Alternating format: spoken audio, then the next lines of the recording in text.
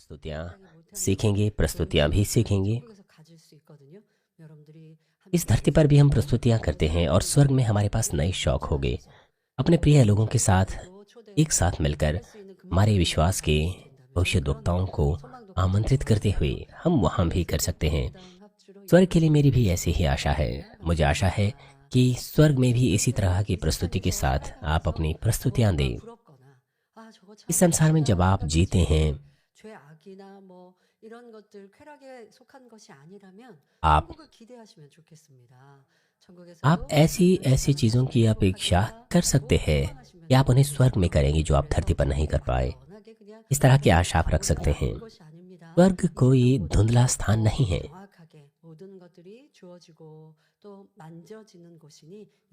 मुझे आशा है कि आप अपने हृदय को इस तरह की आशा से भर दें।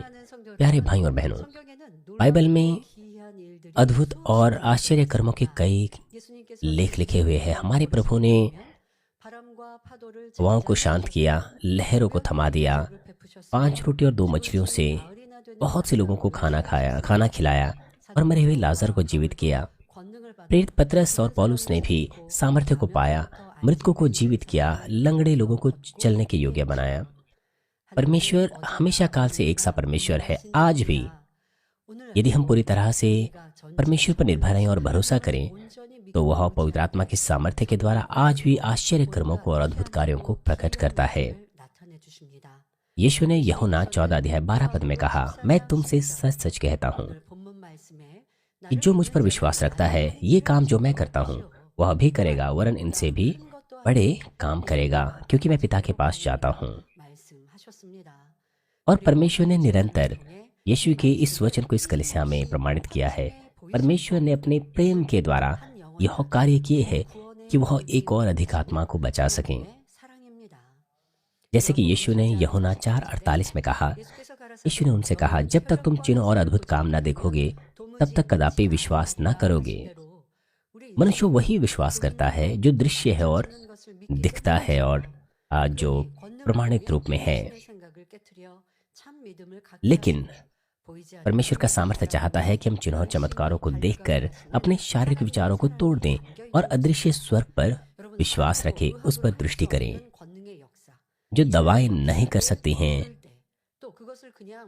हम जानते हैं कि उस तरह के कार्य होते हैं। आप सिर्फ देखते ही नहीं हैं, आप सिर्फ उन कामों को अनुभव ही नहीं करते, वो काम हमारी आंखों के सामने होते हैं। क्योंकि हमारा विश्वास इतना बढ़ गया है कि हम विश्वास कर सकते हैं। और जिन लोगों के पास विश्वास नहीं है, जब वो इस तरह के कार्य देखते हैं जो मनुष्यों के ज्ञान, दवाओं से, विज्ञान से नहीं हो सकते हैं।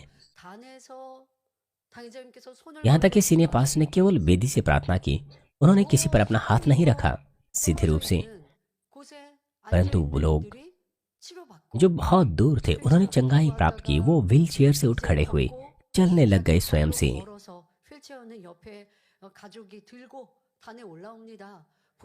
और वो मंच पर आए, वो देखने लग गए, वो सुनने लग गए, और उन्होंने अंतकारी बीमारियों से, दीर्घकालीन बीमारियों से चंगाई प्राप्त की। ये कार्य वो है जो विज्ञान और मनुष्य नहीं कर सकता, बल्कि ये वो कार्य हैं जो प्रार्थनाओं के द्वारा होते हैं। और जब लोगों ने इस तरह के कार्यों को देखा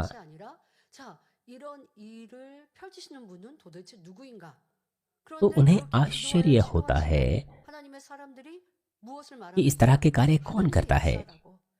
ये प्रचारक जो इस तरह के कार्य करता है वो परमेश्वर की बात करता है और गवाही देता है कि यह प्रभु के कार्य है, यह परमेश्वर के कार्य है, और यह कार्य मनुष्यों के द्वारा नहीं किए जा सकते हैं। और जैसे कि बताया जाता है कि सामर्थ्य जीवित परमेश्वर का प्रमाण है, तो लोग विश्वास करना शुरू करेंगे। वो विश्वास करेंगे कि हाँ, पिता परमेश्वर है। वो कहा करते थे कि मुझे परमेश्वर को दिखाओ। संसारिक लोग उन बातों पर, उन चीजों पर विश्वास करते हैं जो किसी न किसी चीज से बनाई जाती है। वो दृश्य चीज पर विश्वास करते हैं जो उनके समक्ष है, इसलिए वो परमेश्वर पर विश्वास नहीं कर पाते हैं।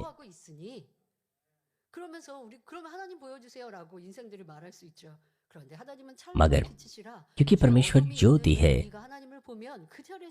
इन लोगों के पास पाप है। अगर वो परमेश्वर को देखें तो वो मर जाएंगे। 죄 많은 인생들이 죽으면 무슨 소용이 있어요? 그러니 하나님을 보이시되 이 इसीलिए 권능으로 परमेश्वर अपने आप को 이루고 सामर्थ्य के द्वारा प्रकट करता है। 권능이 나타내 जब 보이시면서 वो अपनी सामर्थ्य को प्रकट 말씀으로 करता है 가르치실 때 तो वह उन्हें 마음은 वचन के द्वारा 지식이 सिखाता है। 있고 마음은 इसीलिए लोगों के 하나님의 पास कितना ही ज्ञान क्यों ना हो, 생각해 보지 वो 않겠어요? सोचने पर मजबूर हो जाएंगे कि इस तरह के कार्य जो मनुष्य नहीं कर सकता, और ये तो इत्तेफाक भी नहीं है, संयोग भी नहीं है, ये कार्य कैसे हो सकते हैं। मंच पर ऐसे बहुत से कार्य हैं, ऐसे बहुत से लोग हैं जिन्होंने कार्यों का अनुभव किया, चंगाइयां प्राप्त की, और वो व्यक्ति जो परमेश्वर की सामर्थ्य को प्रकट कर रहा है, परमेश्वर अवश्य ही जीवित होगा। इस तरह से जब वो अपने हृदय को खोलते हैं, वो अपने शारीरिक विचारों को तोड़ देते हैं और पवित्र आत्मा के लिए अपने मन को खोल देते हैं, जो उनके मन में आता, उनके हृदय में आता है। ये है परमेश्वर का हृदय जो लोगों को बचाना चाहता है। ये परमेश्वर की योजना है। क्या ये सामर्थ्य हर पास्टर के पास होती हैं? सामर्थ्य कुछ ऐसी चीज है जो परमेश्वर को दर्शाते हैं। केवल वही पास्टर्स जिनका हृदय उचित है वही सामर्थ्य को प्राप्त कर सकते हैं। आज के संदेश में मैं इस बारे में आपको बताऊंगी। यदि हम सामर्थ्य को देखें तो ये बिल्कुल ऐसा है जैसे परमेश्वर को देखना। हम परमेश्वर को दर्शाते हैं जो अदृश्य है, और जो विश्वास करते हैं वो परमेश्वर के वचन पर भी विश्वास करते हैं।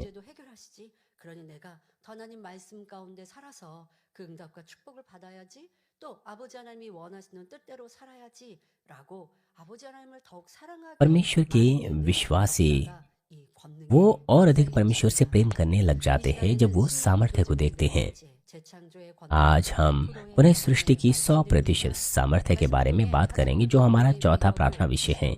इस संदेश को सोचते वक्त मैं आपसे आग्रह करती हूँ, इस संदेश को सुनते वक्त मैं आपसे आग्रह करती हूँ कि आप सोचे परमेश्वर के सामर्थ्य के बारे में, और यह सामर्थ्य और भी महानता से प्रकट होगी और असंख्य लोग इसका अनुभव करेंगे। मुझे आशा है कि आप सभी लोग पुनः सृष्टि के सामर्थ्य का अनुभव इस वर्ष कर सकें। प्यारे भाई और बहनों, आज की इस पीढ़ी में जब संसार आत्मिक रूप से अंधकार में है, पाप और बुराई में भरा है, इसमें कोई अतिशयोक्ति नहीं है यह कहने में कि कुछ ही लोग विवेक के न्याय से उद्धार प्राप्त करेंगे। परमेश्वर कैसा महसूस करेगा जब वो देख रहा है कि असंख्य लोग पापों में जी रहे हैं, पापों को पाप ना जानते हुए मृत्यु की ओर जा रहे हैं। वो अवश्य ही उत्सुकता से सच्चे चरवाहे की खोज में होगा, जो आंसुओं से उनके लिए प्रार्थना करे, उन्हें उद्धार की ओर ले जाएं। परमेश्वर के ऐसे हृदय को समझते हुए सीनियर पास्टर ने हमेशा सामर्थ्य के लिए प्रार्थना की, यह सोचते हुए कि कैसे वह मर रही आत्माओं को बचा सकते हैं।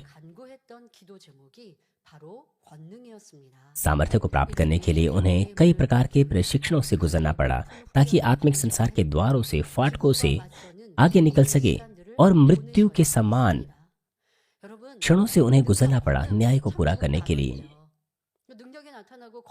सामर्थ्य और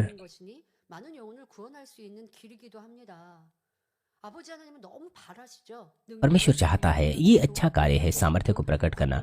परमेश्वर चाहता है कि परमेश्वर के दासों के पास परमेश्वर का सामर्थ्य हो, परमेश्वर की योग्यता हो।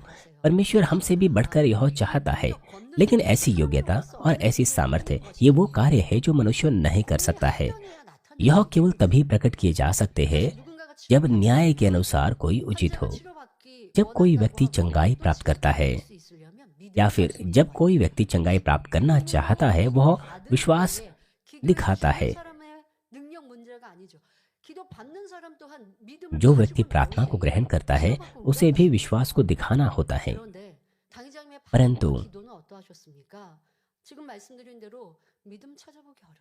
जैसे कि बाइबल में लिखा है कि विश्वास ढूंढना आज मुश्किल है, यहाँ तक कि मसीहों में भी। यहाँ तक कि मसीही लोग जब उनके पास समस्याएं होती है,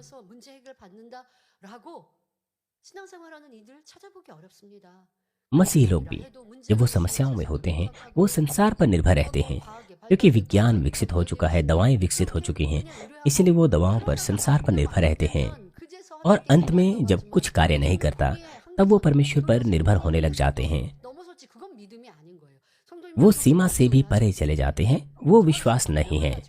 इसलिए जब आप प्रार्थनाओं के लिए आग्रह करते हैं, आपको बीमारी का सही नाम लिख लेना है।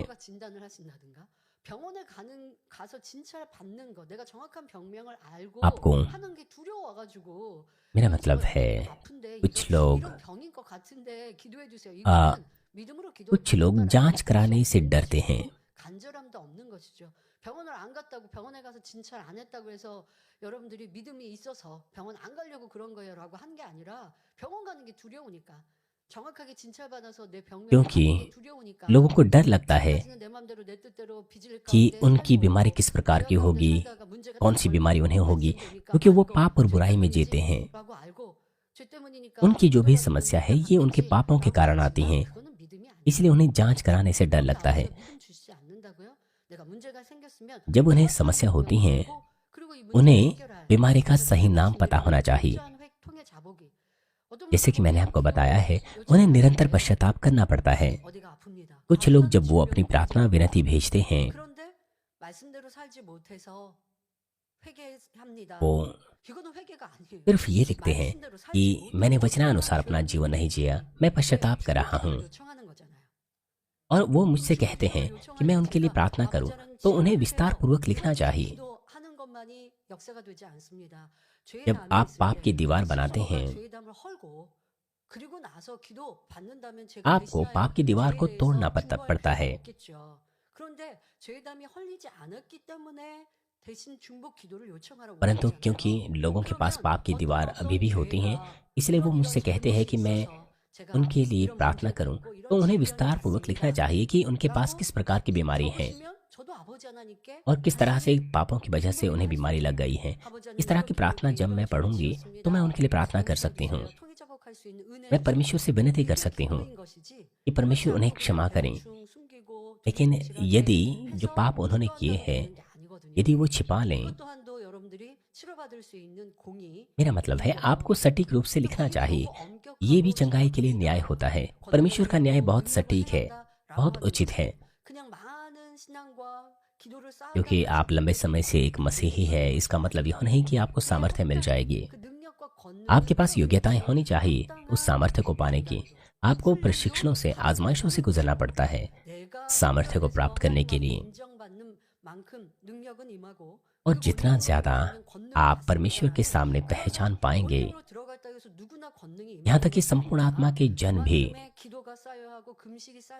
क्योंकि वो संपूर्ण आत्मा में आ गए हैं, उसका अर्थ यह नहीं कि वो सामर्थ्य प्राप्त कर लेंगे। उन्हें उपवास और प्रार्थनाओं को संग्रहित करना होता है।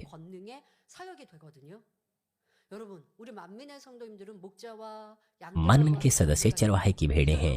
आप चरवाहे पर भरोसा करते हैं, विश्वास करते हैं, इसीलिए आप मुझसे,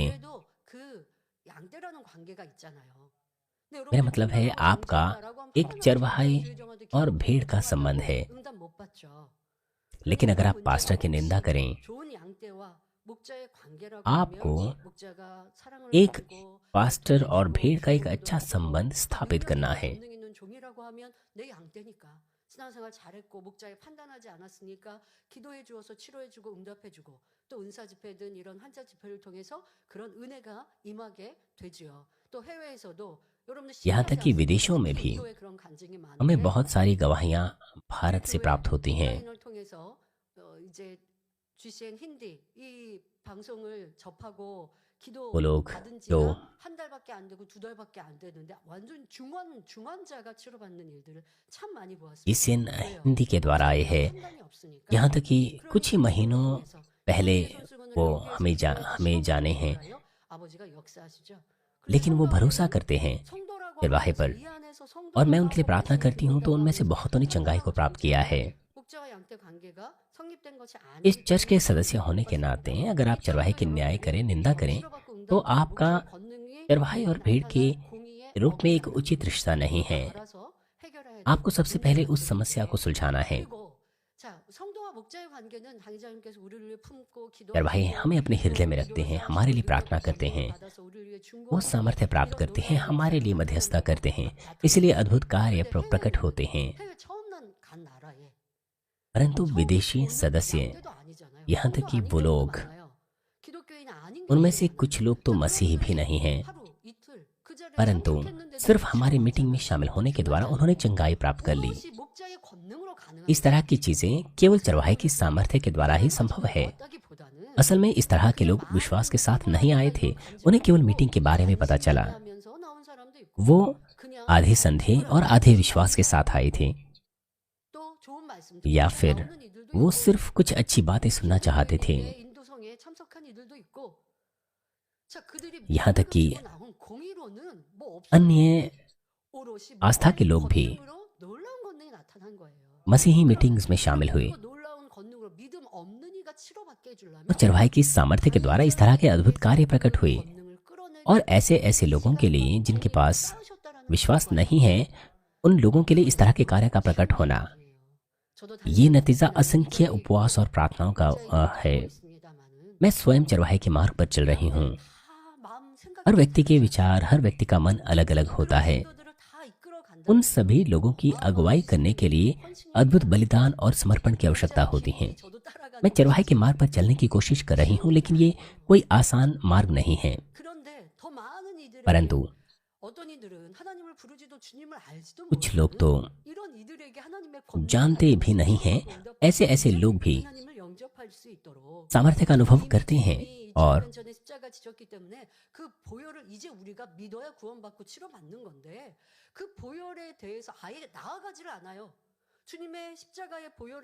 केवल तब जब हम प्रभु के बहुमूल्य लहू के पास आते हैं, 열어주시고 다리 역할이 하는 것이 목자의 권능이었습니다. 당의자님께서 중간에 내가 주님의 하나님의 하신 적 मेरा मतलब है, हमारे चरवाहे ने कभी ये नहीं कहा कि मैं उद्धार करता हूँ। उन्होंने कभी नहीं कहा कि लोग उन पर विश्वास करें। बजाय करके वो लोगों को ये सिखाते हैं कि प्रभु पर विश्वास करो। उन्होंने लोगों को प्रभु से मिलाया। उन्होंने पुल का काम किया है।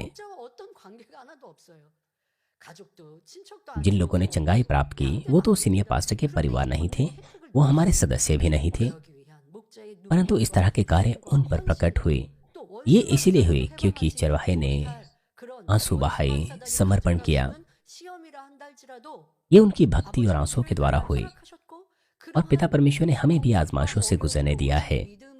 सीनियर पास्टर ने जब उनके ऊपर उस तरह की परीक्षाएं आई, उन्होंने प्रेम और विश्वास के द्वारा उन्हें पार किया। 1998-99 की आजमाइशों के दौरान, और उसके बाद जब 2000 आया तो उसके बाद हमने विदेशी क्रूसेड शुरू किए। अब सोचिए इस बारे में, हमारे पास इस प्रकार की महान सामर्थ्य है।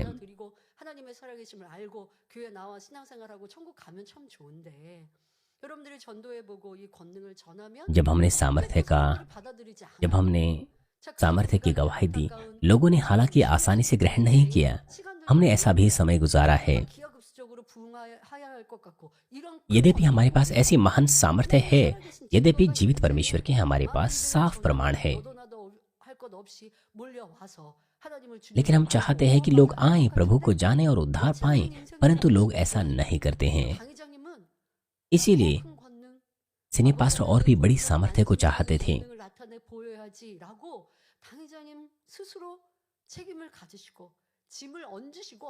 सीनियर पास्टर के पास यह जिम्मेदारी थी। और 2000 के अंत में, यद्यपि हमारे सभी सदस्य, उन्होंने ऐसी महान सामर्थ्य को देखा, फिर भी उन्होंने पाप किए।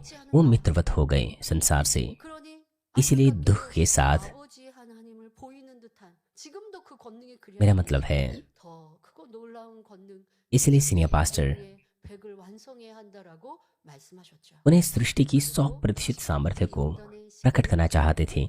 इसलिए हम इन आजमाइशों के समय से गुजर रहे हैं। परमेश्वर का न्याय आसान नहीं है, साधारण नहीं है।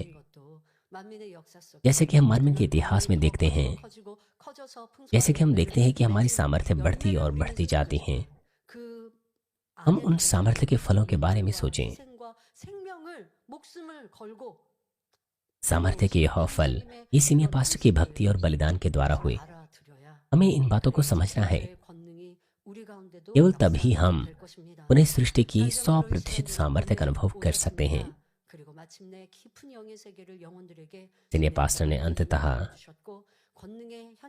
आत्मिक संसार को लोगों के सामने ऐसे प्रकट किया जैसे मानो वो अपनी आंखों से देख सकते, और सृष्टि के सामर्थ्य का अनुभव कराया। इस वजह से असंख्य लोग संसार में जो मृत्यु की ओर जा रहे थे, नरक की ओर जा रहे थे, वो प्रभु पर विश्वास कर पाए, स्वर्ग की आशा रख पाए और उद्धार प्राप्त कर पाए। ऐसे लोग जो प्रभु को नहीं जानते थे, उन्होंने प्रभु पर विश्वास करना शुरू किया, प्रभु को उद्धारकर्ता के रूप में ग्रहण किया और वे परमेश्वर की संतान बन गए। बहुत से मसीह लोग, उन्होंने भी इस सामर्थ्य को देखा।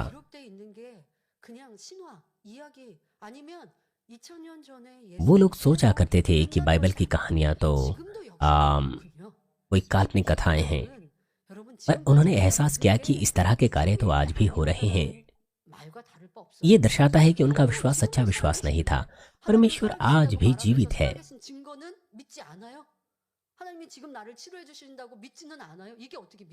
यदि आप विश्वास ना करें कि परमेश्वर आपको चंगा कर सकता है, तो ये कैसे सच्चा विश्वास हो सकता है? बहुत से मसीह लोग, यहाँ तक कि पास्टर्स भी, यहाँ तक कि पंथ के मुख्य लीडर्स भी, जब उन्होंने सामर्थ्य के उन कार्यों को देखा तो उन्होंने अंगीकार किया कि पास्टर होने पर भी वो उस तरह के कार्य प्रकट नहीं कर सकते थे। और उन्होंने यह भी अंगीकार किया कि मैं पास्टर होने पर भी मैंने अपने सदस्यों के बीच पापों को नहीं दर्शाया।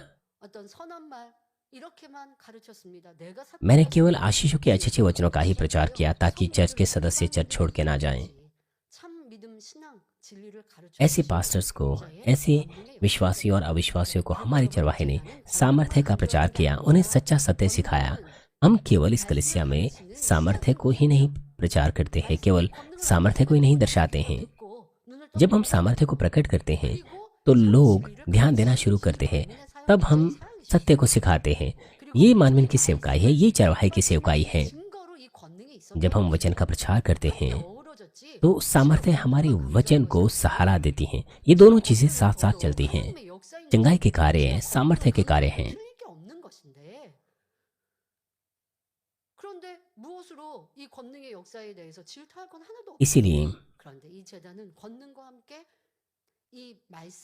इसीलिए हमने वचन का प्रचार किया है। और जब भी हमने वचन का प्रचार किया है, जहां जहां भी हम गए हैं, लोग अति आनंदित हुए हैं। ऐसे लोग जो अन्य आस्थाओं से थे, वो भी मसीहत में तब्दील हो गए।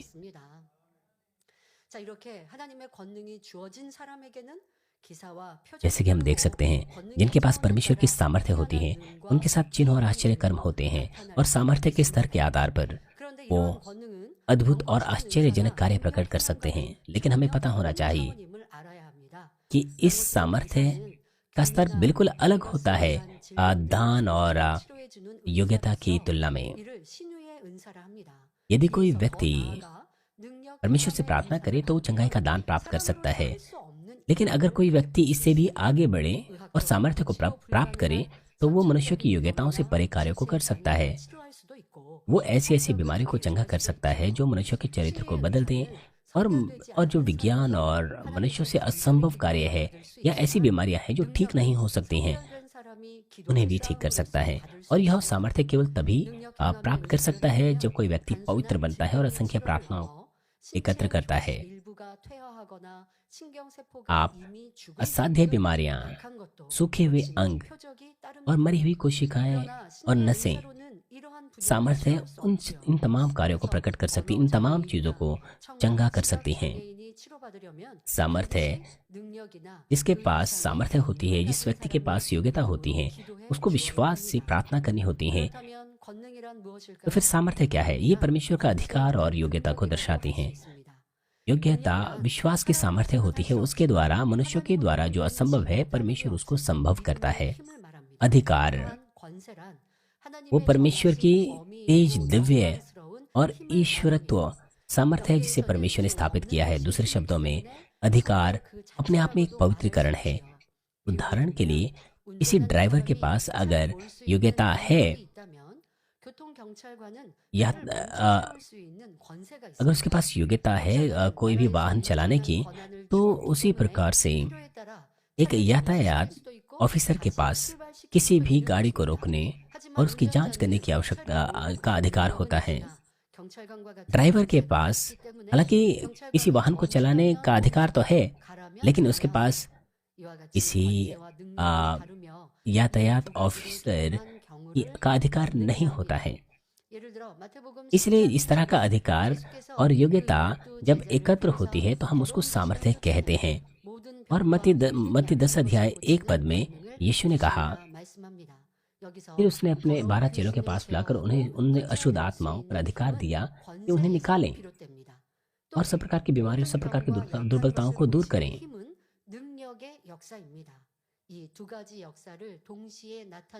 इस तरह से यीशु ने उन्हें अधिकार दिया दुष्ट आत्माओं के ऊपर और साथ ही उन्हें योग्यता भी दी कि वो बीमारियों और दुर्बलताओं को दूर करें।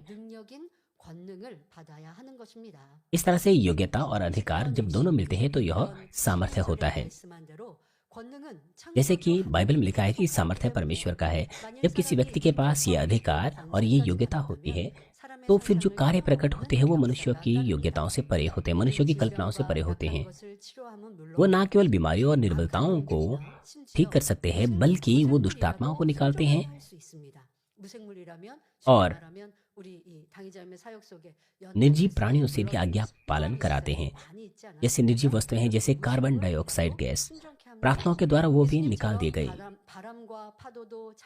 और वो हवाओं को, लहरों को शांत कर सकते हैं जैसे यीशु ने किया। बादल और बारिश को भी नियंत्रित कर सकते हैं। तो फिर परमेश्वर किस तरह के लोगों को सामर्थ्य देता है? ईश्वर चंगाई के दान की अगर हम बात करें तो यद्यपि कोई व्यक्ति पवित्र नहीं भी है, लेकिन उसने आत्माओं के प्रति प्रेम के द्वारा बहुत सी प्रार्थना एकत्र की है, यदि वो साहसी पात्र है परमेश्वर के समक्ष, तो परमेश्वर उसको इस्तेमाल कर सकता है। कोरिया में मसीही जागृति हुई थी। हमारे पास कोरिया में बहुत से प्रार्थना घर हुआ करते थे और इसीलिए वहाँ पर उन लोगों में ईश्वरीय चंगाई के कार्य प्रकट हुए।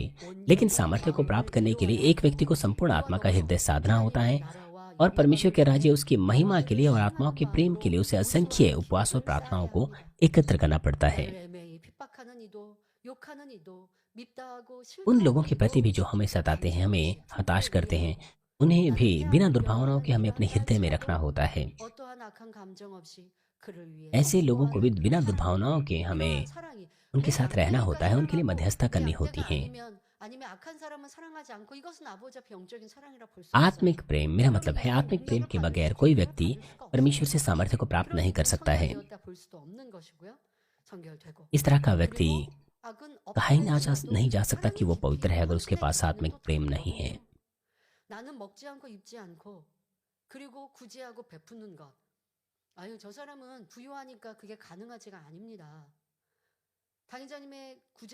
सीनियर पास्टर जब उन्होंने जरूरतमंदों की सहायता की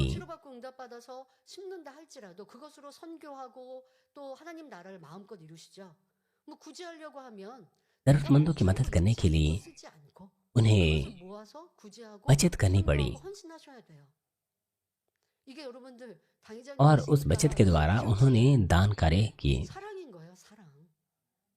लोग ऐसा सोचते हैं कि सीनियर पास्टर के लिए यह करना आसान है। नहीं, ऐसा नहीं है। उनके पास प्रेम है। जब कोई भी जरूरत में होता था, सीनियर पास्टर उसे देना चाहते थे और सीनियर पास्टर ने खाना कम कर दिया।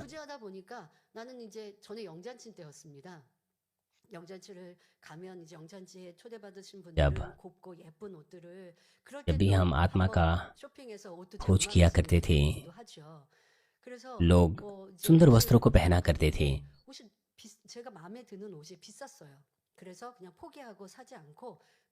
और उस वक्त मैं भी एक दुकान में गई थी और वहाँ कपड़े बहुत महंगे थे, तो मैंने उन महंगे कपड़ों को खरीदना छोड़ दिया। मैंने सस्ते वाले खरीदे।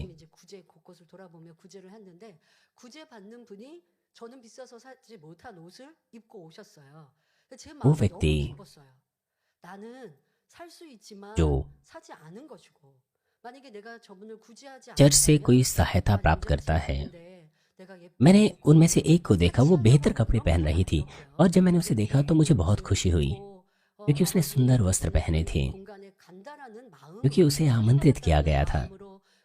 क्योंकि उसने इस तरह की ईमानदारी को प्रदर्शित किया। 가고 싶은데 내가 준비할 여력이 없고 돈이 없어서 그래서 고운 옷을 입지 못했다면 그분 마음이 좀 슬프지 않았을까? 그런데 내가 구제함으로 그분이 क्योंकि उसने चर्च से दान प्राप्त की, चर्च से सहायता प्राप्त की, इसलिए वो उन सुंदर वस्त्रों को खरीद पाई और उसे देखकर मुझे बहुत खुशी हुई। और मैंने एहसास किया कि सीनियर पास्टर किस प्रकार से ज़रूरतमंदों की मदद कर रहे हैं। सीनियर पास्टर ने बचत की ताकि दूसरों की मदद कर सकें। इसलिए जब दूसरों के पास होता था तो उन्हें खुशी होती थी। हमने चरवाहे के बहुत से भले कार्यों को देखा है। जब आप दूसरों को देते हैं क्या आप आनंदित होते हैं? भलाई, प्रेम, हमें बलिदान करने की आवश्यकता होती है। हमें अपनी भक्ति दिखाने की आवश्यकता होती है और ऐसा करने के लिए हमें बलिदान, भक्ति करने की आवश्यकता होती है। मिसेस बोकनिमले प्रार्थना सभा की अगुवाई करती हैं और उसमें बहुत सी ऊर्जा की ज़रूरत होती है। अगर मैं अपनी बात करूं, जब मैं ईश्वर चंगाई का आयोजन करती हूं, मुझे बहुत सी ऊर्जा का इस्तेमाल करना होता है। इसलिए जब मैं ईश्वर चंगाई सभा का आयोजन करती हूं, तब ऐसा लगता था कि मेरा मतलब है जब भी चंगाई प्रार्थना होती हैं और उसके बाद जब मैं घर जाती हूँ तो मैं सो भी नहीं पाती हूँ।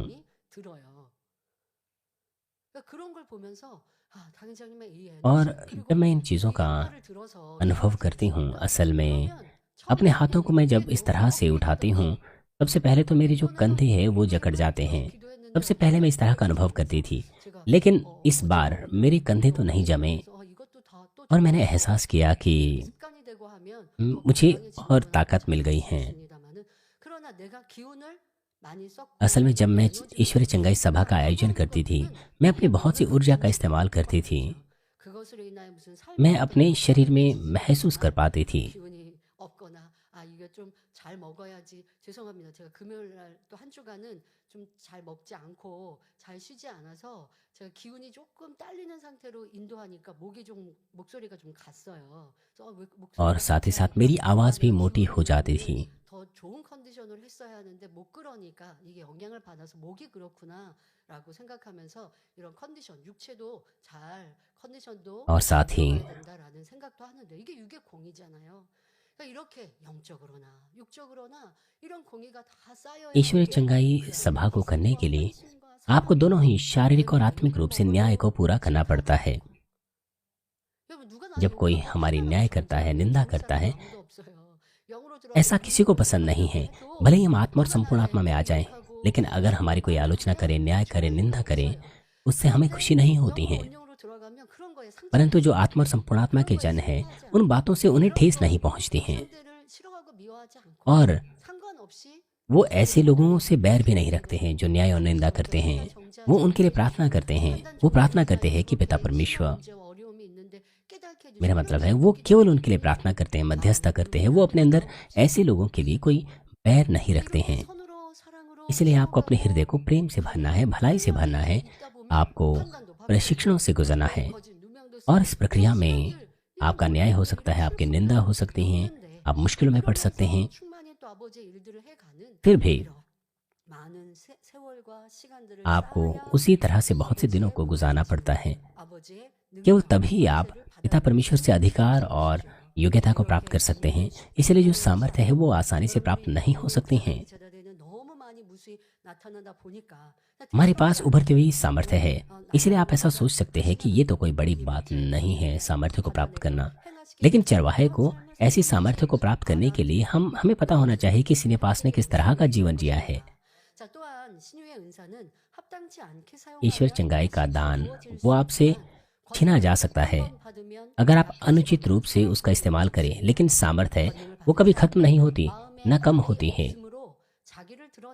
क्योंकि जिस व्यक्ति को सामर्थ्य प्राप्त होती है उसका हृदय पवित्र होता है। वो उसका गलत इस्तेमाल कभी नहीं करता है, बजाय इसके वो सामर्थ्य दिन ब दिन बढ़ती जाती है।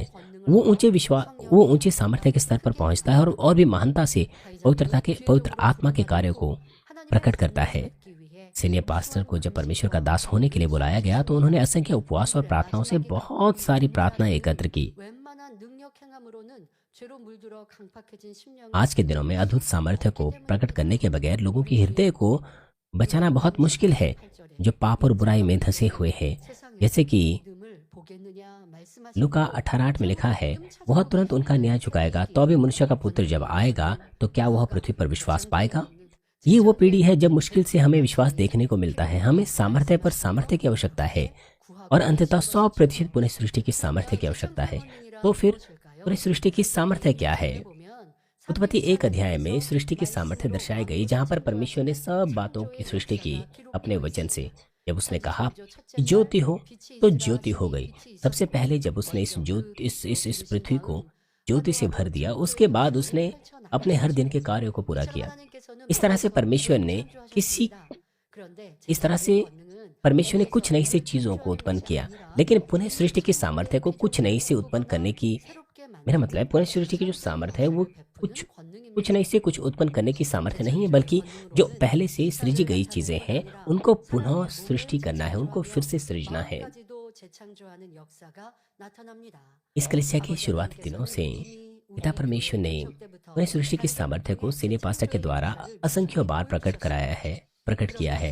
आइए कुछ ऐसे मामले देखें कि किस तरह से पुनः सृष्टि की सामर्थ्य सीनियर पास्टर के द्वारा प्रकट हुई है। सबसे पहले परमेश्वर ने आश्चर्य कर्मों को प्रकट किया है।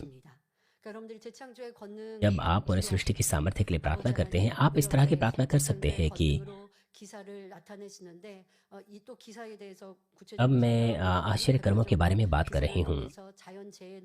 इसमें प्राकृतिक आपदाओं को रोकना या फिर नुकसान को कम से कम कर लेना। इसलिए जब हम पुनः सृष्टि की सामर्थ्य के लिए प्रार्थना करते हैं तो हम इस तरह की चीजों के लिए प्रार्थना कर सकते हैं। हम बारिश कराना, बारिश रोकने के विषय में प्रार्थना कर सकते हैं। आश्चर्य कर्म वो है जिसमें परमेश्वर के वो कार्य प्रकट होते हैं, जिसमें प्राकृतिक कार्य नियंत्रित किए जाते हैं। आकाश बादलों का प्रकट होना, गायब होना, बारिश का होना, बारिश का रुकना, मौसम को नियंत्रित करना। पिछले कई वर्षों से परमेश्वर ने मानवीन के सदस्यों की अगुवाई इस तरह के सामर्थ्य के द्वारा की है।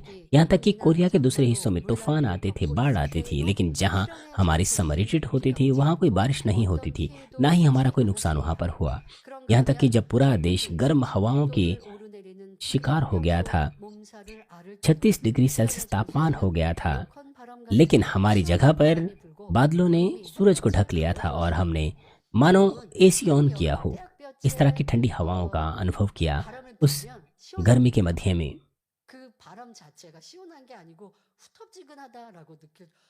गर्म मौसम में जब हवाएं चलती हैं तो वो हवाएं भी गर्म होती हैं, लेकिन हमारी समर रिट्रीट की जगह पर हमने ठंडी हवाओं का अनुभव किया, जैसे मानो एसी चलाया जा रहा था।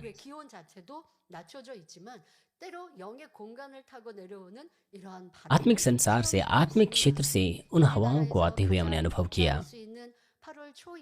यहाँ तक कि शुरुआती अगस्त में, जो साल का सबसे गर्म समय होता है, लेकिन दिन के समय हमारे पास तापमान 27-28 था और रात के समय 21 और 22। जिस तरह से गोशेन में रह रहे इजरायलियों ने परमेश्वर की विशेष परवाह का अनुभव किया, उसी प्रकार से हमने भी परमेश्वर के अद्भुत सामर्थ्य का अनुभव किया। अद्भुत कार्य यह था कि बहुत सारे ड्रैगन फ्लाइज हमारी पूरी जगह पर आई, इसीलिए बिना किसी हानिकारक कीट पतंगों के, जैसे कि मच्छर है, उनके बगैर ही हमने उस सुंदर मौसम का अनुभव लिया और समर रिट्रीट का आनंद लिया।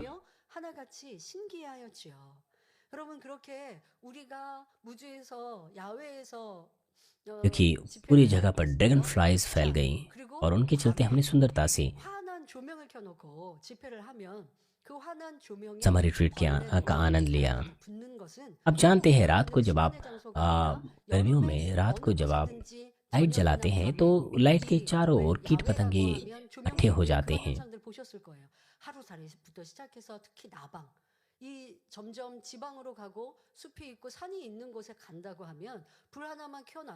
이 조명 기구에서 거기에 그냥 벌레들이 붙어서 죽어 있는 거 तमाम 알고 प्रकार के 계시고 कीट 떨어져 पतंगे 있는 것도 लाइट 보시고 के पास 그 불빛 इकट्ठे हो 때문에 जाते हैं, बहुत से 나방이 मर जाते हैं। 날아다니는 거 이런 लाइट के 것도 आसपास 많이 बहुत से 보셨잖아요. कीट पतंगे 우리 एकत्र 수련회 होते हैं, 장소도 그런 곳이었어요.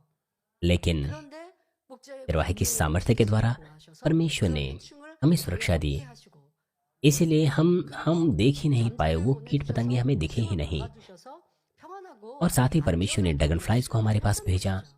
이러한 और इस वजह 비유는 से 2000년 बिना 전에 किसी कीट 있었던 पतंगों के 한 सुरक्षित रूप से हम अपने 수련회 समर रिट्रीट को कर 수련을 पाए। 하다가 갑자기 इस तरह की चीजें हुई हैं समर 더워지는 रिट्रीट 거 में। 그러면서 막 나방이나 이 해충들이 जब हम 조명 समर 기구에 막 रिट्रीट करते 붙고 थे, 그리고 막 우리 밑으로 떨어지는 거 여러분들 체험하셨죠? 2005년 하계 수련회였나요? 2005 की अगर हम 그리고 또 아버지께서 역사하시니까 हमने 금방 그 벌레들이 पिता परमेश्वर को कार्य 없어져서 करते हुए 생각에 देखा, 죽어서 वो सारे के सारे कीट पतंगे चले 그리고 गए, 그다음부터는 우리 뭐 이런 해충 염려, 나방 염려하지 않고 सब दूर हो गए। 수련회를 하시지 के 않았습니다. बाद 그러니까 그냥 그것은 그래 이런 말이 उसके 없어요. बाद इस तरह के हानिकारक कीट पतंगे हमने देखे ही नहीं।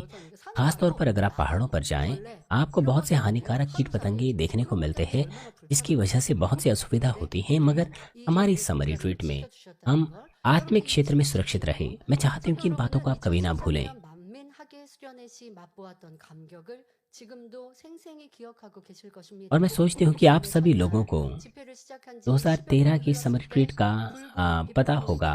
पहले दिन से ही जब समर रिट्रीट शुरू हुई, भारी बारिश होने लग गई, 당의자님께서 간절히 기도하시자 लेकिन जैसे ही सीनियर पास्टर ने प्रार्थना की, 10여 킬로미터 तो 두께의 उन काले बादलों में एक छेद सा दिखने लग गया, 시작했습니다.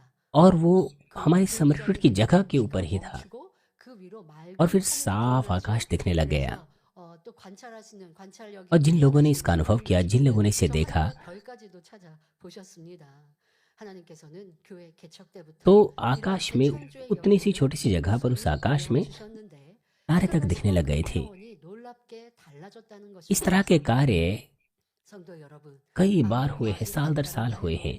지구의 자연 환경은 예측하기 어렵고 설령 예측한다 해도 막기 어려운 자연재해가 세계 도처에서 प्राकृतिक आपदाओं को रोकना बिल्कुल असंभव है। प्राकृतिक आपदाएं संसार में होती हैं, मगर पुनः सृष्टि के सामर्थ्य के द्वारा उन्हें रोका जा सकता है और नुकसान को कम किया जा सकता है।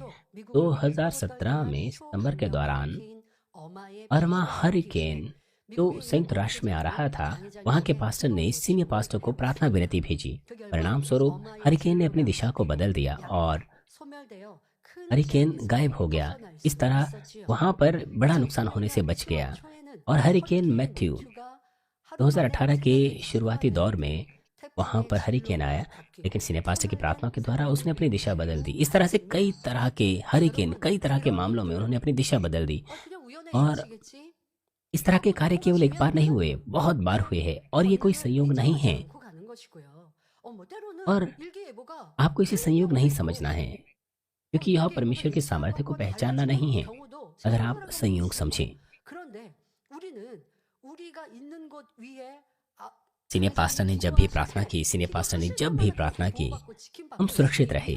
इसलिए ये कोई संयोग कभी नहीं हो सकता है। आपको ये नहीं कहना चाहिए कि मौसम विभाग की सूचना गलत थी, क्योंकि इस तरह के मामले हमारे पास एक या दो बार नहीं है, बल्कि असंख्य बार है। और इस तरह के मामले कैसे कोई संयोग हो सकते हैं? ये प्रमाण है कि पिता परमेश्वर हमारे लिए कार्य कर रहे हैं और वो जीवित है। बुरे लोग कहते हैं कि, मेरा मतलब है बुरे लोग सत्य को बिगाड़ते हैं। हमारे सदस्य, आप जानते हैं कि हमारे सदस्य ने प्रार्थना विनती भेजी, क्योंकि पहाड़ पर आग लगी हुई थी। और जब उन्होंने प्रार्थना विनती भेजी, जब प्रार्थना की गई, तो हवाओं की दिशा बदल गई और जो आग है वो उनके घर के पास नहीं आई, वो आग बुझ गई। परमेश्वर ने उस प्रार्थना विनती के द्वारा कार्य किया।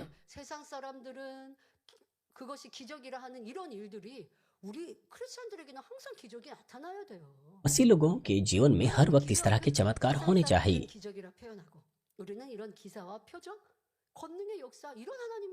पिता परमेश्वर चिन्हों और आश्चर्य कर्मों के द्वारा हमारे लिए कार्य करते हैं। ये आश्चर्य कर्म, ये अद्भुत कार्य, इस तरह के अद्भुत कार्य हमेशा होने चाहिए हमारे बीच में, सामर्थ्य के द्वारा। परमेश्वर की सामर्थ्य का जन जब हमारे लिए कार्य करता है तो आपको उसे कोई संयोग नहीं समझना चाहिए। पिता परमेश्वर उन प्रार्थना को ग्रहण करते हैं। जब हम इस बात को मान लेते हैं तो हम हमेशा परमेश्वर से सुरक्षा और उसके कार्यों का अनुभव कर सकते हैं उस सामर्थ्य के द्वारा। और उसके अलावा कई असंख्य ऐसे मामले भी हैं जहाँ पर लोग सूखे का सामना कर रहे थे, बारिश नहीं हो रही थी, लेकिन प्रार्थना विनती जब उन्होंने भेजी, सीनियर पास्टर ने जब प्रार्थना की तो बारिश होने लग गई, सूखा चला गया। जब सीनियर पास्टर इज़राइल में थे तब भी ऐसा ही हुआ। इज़राइल में कई महीनों से बारिश नहीं हो रही थी। गलीली झील में पानी की कमी हो गई थी, इसलिए लोग मुश्किल का सामना कर रहे थे।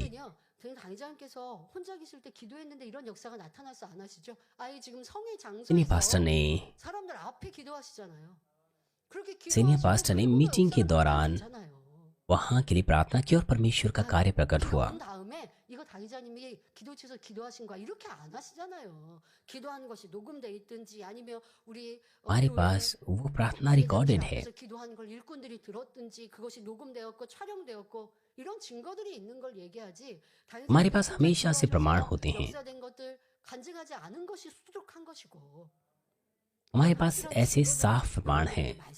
हम उनके विषय में इस वक्त बात कर रहे हैं। बहुत सी जगहों पर विदेशों से हमने इस तरह के अनुभव किए हैं और साथ ही ऐसी जगहों पर जहां बहुत सी बारिश हो रही थी, जहां बाढ़ आ रही थी, लोगों ने प्रार्थना विनती भेजी और प्रार्थना को ग्रहण करने के बाद बारिश रुक गई, इसलिए वहां कोई नुकसान नहीं हुआ।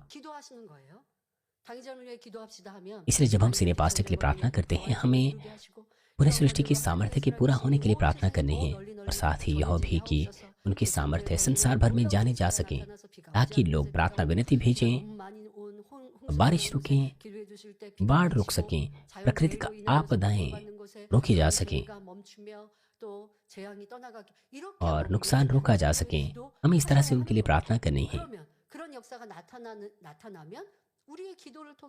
और फिर जब इस तरह के कार्य होते हैं, क्योंकि पिता परमेश्वर ने हमारी प्रार्थनाओं के भी उत्तर दिए हैं, इसलिए हम प्रतिफल प्राप्त करते हैं। आप और मैंने इस तरह के अद्भुत कार्यों का अनुभव किया है असंख्य बार चरवाहे के क्षेत्र में। इसलिए चिन्हों और आश्चर्य कर्म जैसे कि बारिश को रोकना और इसके अलावा बहुत से भूकंप भी हो रहे हैं। जब लोग मुश्किल का सामना करते हैं और भूकंप का सामना करते हैं तो लोग प्रार्थनाओं के द्वारा सुरक्षित रहते हैं।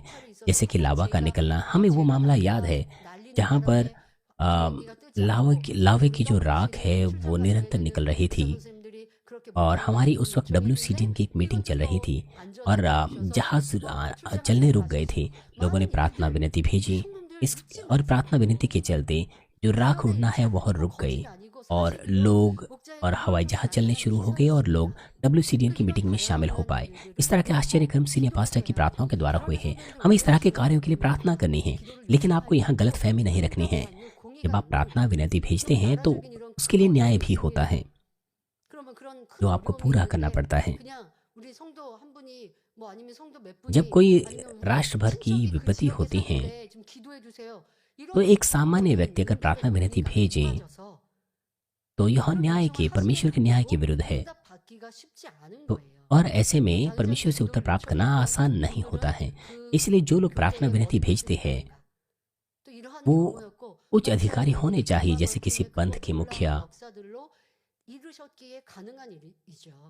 지금도 우리 성도님들 보면 사돈의 8촌까지 기도를 요청하시는데요. 그거는 기도 요청의 공의가 맞지 않아요. जब आप प्रार्थनाओं को ग्रहण करते हैं, जब कोई व्यक्ति बीमार होता है वो स्वयं से प्रार्थना विनती भेजता है।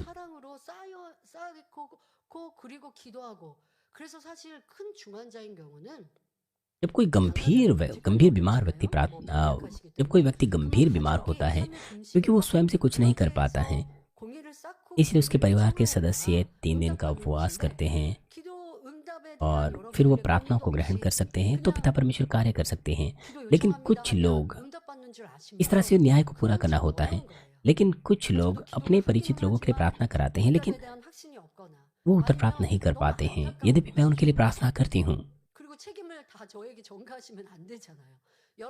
आपको पहले प्रार्थना करनी है, आपको परमेश्वर के सम्मुख पहले न्याय को पूरा करना है।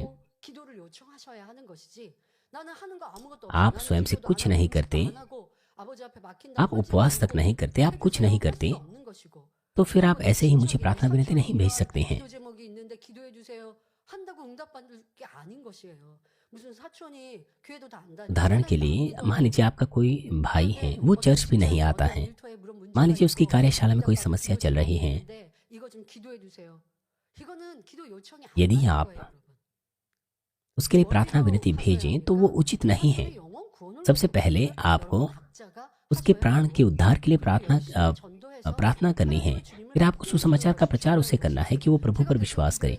वो महत्वपूर्ण है। यद्यपि मैं उसके लिए प्रार्थना करूं और उसकी समस्या ठीक हो भी जाए, आप उसे ऐसा कह सकते हैं कि लेकिन क्योंकि वो स्वयं से उस पर विश्वास नहीं करता है, भले ही आप मुझे भेंटे दें, मैं उसके लिए ईमानदारी से प्रार्थना करूं, लेकिन वो इस बात पर अगर विश्वास ना करें कि यह प्रार्थना की वजह से हुआ है, तो वो व्यर्थ है। 아버지 역사가 임하지 않는 것이고 아버지 역사를 그렇게 대충 흔하게 इसलिए आपको परमेश्वर के कार्यों को बहुमूल्य समझना है। 이러한 것들도 आपको समझना चाहिए कि ये चीजें परमेश्वर के न्याय अनुसार होती हैं। आपको प्रार्थना विनती परमेश्वर के न्याय के अनुसार भेजनी है। आपको चीजों की पहचान करनी है। जब आप प्रार्थना करें तो आपको सटीक रूप से प्रार्थना करनी है। महत्वपूर्ण कार्य है आत्माओं का उद्धार। जब कोई मुश्किल में होता है तो पहला काम है उसको सुसमाचार का प्रचार करना। आपको उसे हमारे प्रभु के बारे में, उद्धारकर्ता के बारे में बताना है और आपको उसे बताना है कि जब वो विश्वास करे तो वो चंगा हो सकता है। आपको उसके बारे में बताना है और जब वो इस बात को अपने हृदय में ग्रहण करें, जब वो एहसास करें कि अगर मैं प्रार्थना ग्रहण करूंगा, भले ही मैं चर्च ना गया हूं, लेकिन अगर मैं विश्वास करूंगा और फिर मैं प्रार्थना ग्रहण करूंगा और उसके लिए उसे चर्च आना है, क्योंकि चर्च आना उसके लिए प्रार्थना को ग्रहण करना आसान हो जाता है।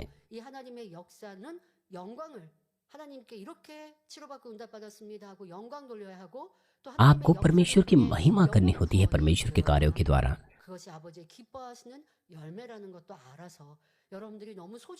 आपको परमेश्वर के कार्यों को बहुमूल्य समझना है, क्योंकि हमारे पास परमेश्वर के कार्य उमड़ रहे हैं। इसलिए आपको नजरअंदाज नहीं करना है, लापरवाही नहीं बरतनी है। आपको इस तरह की मानसिकता को सुधार लेना है। दूसरा, परमेश्वर ने चिन्हों को प्रकट किया है। चिन्ह ऐसे कार्य होते हैं जहाँ पर परमेश्वर का सामर्थ्य इस तरह से प्रकट होती है जो मनुष्यों की सीमाओं से परे है। यीशु ने मरे हुओं को जीवित किया, बीमारों को चंगा किया, अंधों की आंखें खोली, बहरों और गूंगों को बोलने और सुनने के काबिल बनाया। इस तरह की चीजें मनुष्यों से संभव थी। ये चिन्ह है। ये हम तीन पास्टर के द्वारा प्रकट चिन्हों के बारे में बात करें।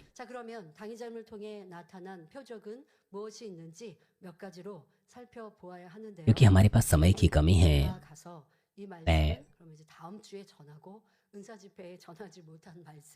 मैं अगली बार इसके विषय में आपको बताऊंगी। आइए मैं इस संदेश का सारांश आपको दूंगी। भाई और बहनों,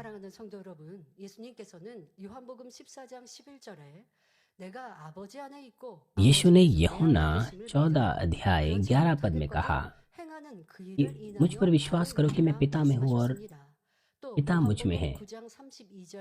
और यूहन्ना 32 और 33 में वहां पर भी हम देखते हैं, यूहन्ना 32 और 33 में, जगत के आराम से यह कभी सुनने में नहीं आया कि किसी ने भी जन्म की अंधे की आंखें खोली हो। यदि यह व्यक्ति परमेश्वर की ओर से ना होता तो कुछ भी नहीं कर सकता। जैसे कि उसने अंगीकार किया, अगर कोई परमेश्वर की ओर से नहीं है तो कैसे वह अंधों की आंखें खोल सकता है और उससे भी बढ़कर अद्भुत सामर्थ्य प्रकट कर सकता है? कैसे? इसलिए अगर कोई व्यक्ति है जो सामर्थ्य के कामों को प्रकट करता है तो हमें विश्वास करना है कि परमेश्वर उसमें है और वो परमेश्वर में है। और साथ ही परमेश्वर ने हमें योग्य बनाया है अंत के इस समय में पुनः सृष्टि की सामर्थ्य को, ताकि हम बहुत सी आत्माओं को संपूर्ण आत्मा में बदलें और उन्हें नई यरूशलेम ले जाएं। यद्यपि इस पीढ़ी में पाप और बुराई प्रचलित है। खासतौर पर हमारे पास ऐसा अनुग्रह है, हमारे पास ऐसी कृपा है, ऐसा अनुग्रह है। जब हम पूरे सृष्टि की सामर्थ्य की प्रार्थना करते हैं, जब हम इस कार्यों को देखते हैं तो उससे हमारा विश्वास बढ़ता है। जिससे जब हमारा बढ़ता है और जैसे जैसे वो सामर्थ्य बढ़ती है, जब हम इस तरह के कार्यों को हमारा विश्वास बढ़ता है, हम और अधिक परमेश्वर पर विश्वास करते हैं और अधिक प्रेम करते हैं। हमें स्वयं से भी और अधिक प्रयास करने हैं। उन्हें सृष्टि की सामर्थ्य मनुष्यों के हृदयों को बदल देती है, क्योंकि सामर्थ्य बढ़ जाए तो हम खुद ब खुद बदल जाएं। लोग खुद ब खुद अपने हृदय का द्वार खोलें और यीशु मसीह को ग्रहण करें।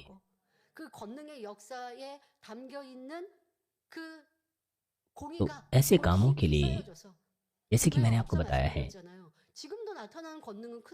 अभी भी सामर्थ्य महान है, लेकिन बहुत से लोग विश्वास करने से इनकार करते हैं।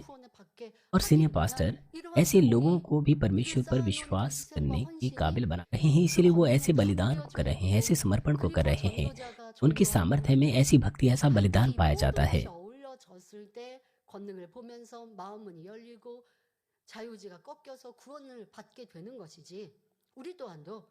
सिर्फ क्योंकि उनकी सामर्थ्य बढ़ गई है, उसका मतलब यह नहीं कि हम खुद ब खुद नई यरूशलेम में चले जाएंगे।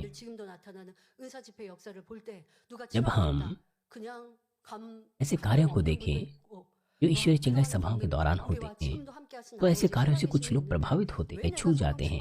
वो एहसास करते हैं, वो पछताते हैं कि उन्होंने आत्मा की भरपूरी में अपना जीवन नहीं जिया, और फिर वो अपना मन बनाते हैं कि वो और भी जोश के साथ, जुनून के साथ आगे बढ़ सकें। इस तरह के लोग अपने आप को बदलते हैं जैसे जैसे सामर्थ्य बढ़ती हैं। लेकिन यद्यपि सामर्थ्य बढ़ भी रही हैं, मगर कुछ ऐसे लोग हैं जो कुछ नहीं करते। और ऐसे में मेरा मतलब है, आपको पता होना चाहिए कि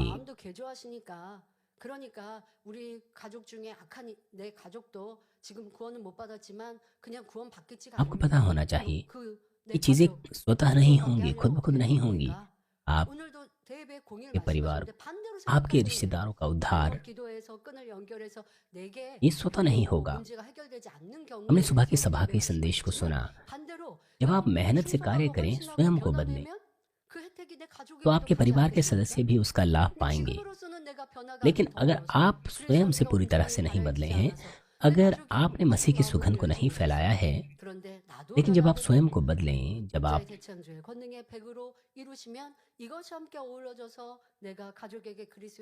जब चरवाहे पुनः सृष्टि की पूरा करते हैं, क्या मतलब, यदि आप कुछ भी ना करें, अगर आप खुद को बदलने का प्रयास ही ना करें, तो फिर आपको अपेक्षा नहीं करनी चाहिए कि खुद ब खुद कुछ हो जाएगा। आपको ये अपेक्षा नहीं करनी चाहिए कि जब सीनियर पास्टर पुनः सृष्टि की सामर्थ्य को पूरा कर देंगे तो खुद ब खुद चीजें होने लग जाएगी। नहीं, आपको अपनी ओर से भी अपने न्याय को पूरा करना है।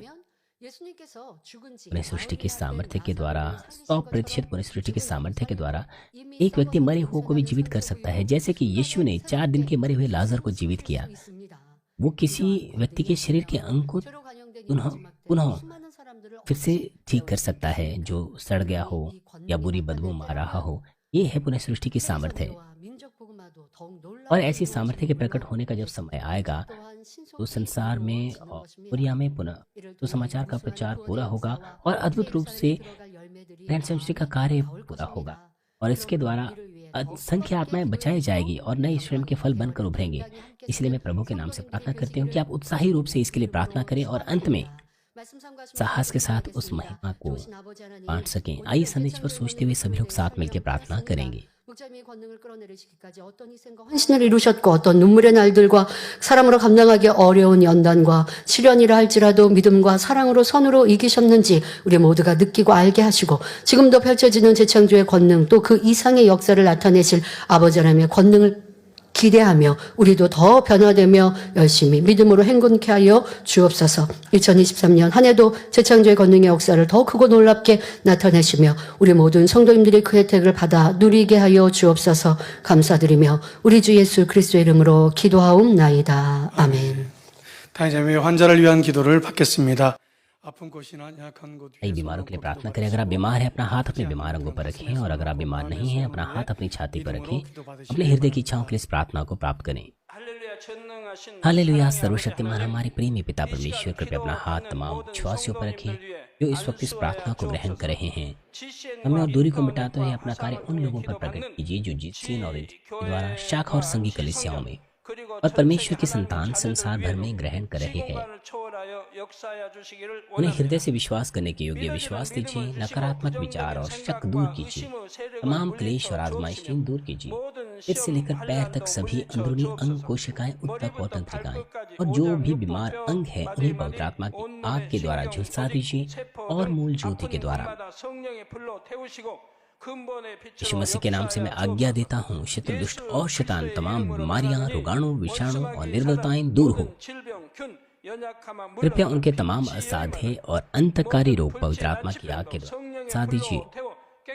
सभी प्रकार की महामारियां, मलेरिया सहित दूर कीजिए। सभी संक्रामक रोग जैसे कि जुकाम और बुखार दूर हो। तमाम प्रकार के रोगाणु और विषाणुओं से उन्हें सुरक्षा दीजिए। पेट, फेफड़े, जिगर, छाती, यूट्रिन और एड्स, लुकेमिया, दिमागी रक्तचाप, उच्च रक्तचाप, धीमा रक्तचाप, मधुमेह, थायराइड की समस्याएं, तमाम प्रकार के सूजन और जलन दूर हो। पेट दर्द, सिर दर्द और मानसिक दर्द और सभी दूसरे दर्द गायब हो जाएं। इनकी स्थूलता, उदासी, तंत्रिका रोग और दूसरी मानसिक बीमारियां दूर हो। सभी प्रकार के लकवे खुल जाएं, उठें, चलें और कूदें। आंखें सामान्य देखने लगे, कान सामान्य सुनने लगे, अंधे देखने लगे, बहरे सुनने लगे और गूंगे बोलने लग जाएं। तमाम प्रकार की दुर्घटना के दुष्प्रभाव से उन्हें चंगा कीजिए। उनकी टूटी हड्डियां जुड़ जाएं।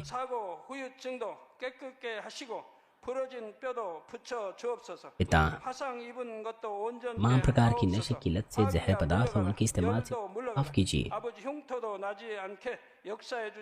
तमाम प्रकार की जलन से उन्हें चंगा कीजिए। जलन और दहन संवेदना उनसे दूर हो, कोई दाग वहां न रह जाए। उन्हें गर्भधारण की आशीष दीजिए। आप गर्भधारण की आशीष प्राप्त करने पाएं। यीशु मसीह के नाम से मैं आज्ञा देता हूँ, शत्रु, दुष्ट और शैतान, हवाओं की सामर्थ्य के शासक, स्वर्गीय स्थानों की बुराई की सेनाएं और उनके दास उनसे दूर हो। बुरी, अशुद्ध, झूठी, धोखे की और अलग करने वाली आत्माएं और तमाम अंधकार के बल दूर हो। दुष्टता के तमाम बंधन खुल जाएं, अंधकार दूर हो, ज्योति आ जाएं। पिता परमेश्वर, उन्हें ताकत दीजिए कि वे प्रार्थनाओं में पुकारें। पापों को दूर करने की उन्हें सामर्थ्य दीजिए और वे पवित्र हो जाएं। जब उनका प्राण समृद्ध होता है तब बातों में वे भले चंगे रहें और उनके परिवारों में भी सुसमाचार का प्रचार हो। उन्हें सुरक्षा दीजिए तमाम दुर्घटना और विपत्तियों से पूरे सप्ताह भर, और आशीष दीजिए कि एक समृद्ध जीवन बिना समस्या के वे जी सके। पवित्र आत्मा की अग्नि में, बाड़े में, स्वर्गीय सेना, स्वर्गदूतों और अपनी धधकती आंखों से अपने सभी बच्चों को, उनके घर, कार्यशालाओं और व्यापारों को सुरक्षा दीजिए।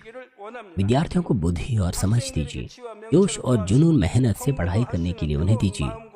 उनके हृदय और मनों को संसारिक चीजों से बचाएं और वो परमेश्वर को और भी अधिक जुनून के साथ प्रेम करने पाएं। आपके बच्चे चाहे खाएं, पिएं या जो कुछ भी करें, इन सब में वो अपना जीवन पिता परमेश्वर आपको महिमा देते हुए जीने पाएं। वे जीवित परमेश्वर की गवाही ये कहकर देने पाएं कि मैं परमेश्वर से मिला हूँ, मैंने परमेश्वर का अनुभव किया है, उससे उत्तर और आशीषें प्राप्त किए हैं। पिता परमेश्वर, आपका धन्यवाद। सारी महिमा केवल आपको मिले। हमारे प्रभु यीशु मसीह के नाम से मैं प्रार्थना करता हूँ, आमीन।